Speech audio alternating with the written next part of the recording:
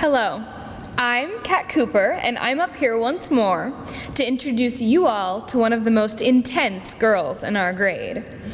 She goes to swim practice before school every day for most of the year, a commitment most would be daunted by. But not this girl. She swims just as strongly as she speaks and works. She puts her heart into absolutely everything and is a wonderful friend to have by your side.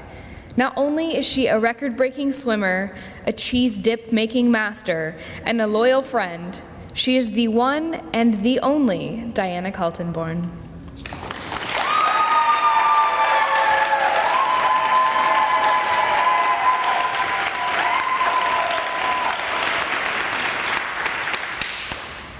I was a real rough and tumble girl when I was little. I was an athlete before I started school, and I grew up with 5 siblings. So playing rough was how I made friends. But when I started kindergarten, I frequently got in trouble for being too aggressive while playing football with the boys. I was stuck in quite the predicament. How do I interact with other kids when I get put in timeout every time I try to act like myself? So I didn't. Was not the best choice. I couldn't play with the boys like before, and I just didn't have any typical girlish qualities to play with the other girls. So I just stopped talking to my classmates. Even in groups, I normally finished my work first, and then partners just copied off me. I was alone.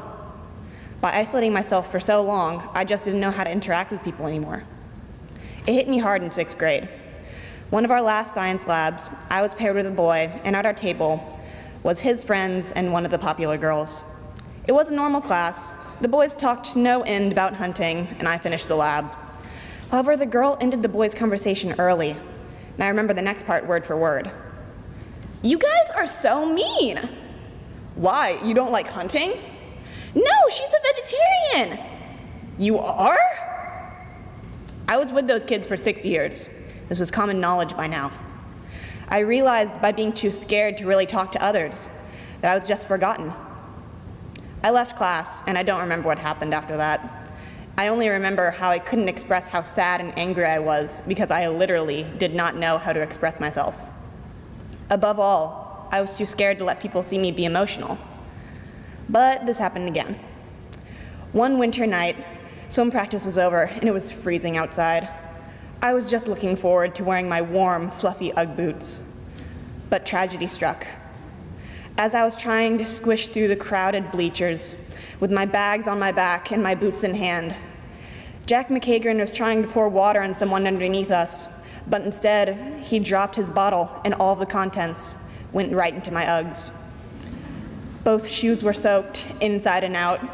I looked right at him, not knowing what to say, as he frantically uttered, "Oh my gosh, I'm so sorry." I shoved my way down the stairs to the empty hallway and yelled things that I cannot repeat.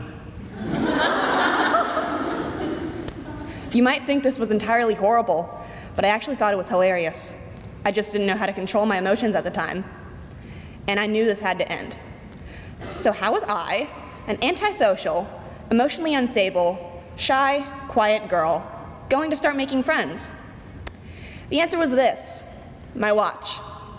At swim practice, you can barely see the clocks in the water, so the kids always go to the one with the watch.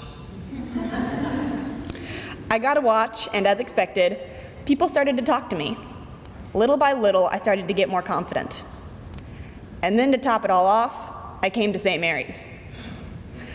I was so ready to leave my old school and have a fresh start, but I did not expect the fresh start that I got. Throughout the years, I have participated in the Rebel Pajama Day of 8th grade, been trapped in a hotel elevator on a school trip, missed classes freshman year because I slept in the library for 3 hours, joined in on Grace Uwicki's den singing, slipped and fell bottom first in one of the muddy lakes that land between the lakes, starred in Chinese Jimmy Buffett, witnessed Sugartown, and so much more. And I had a lot of fun. Class of 2016 and friends, you've helped me go from secretive and shy to the person who proudly beat Mr. McCullough in the pie eating contest last year.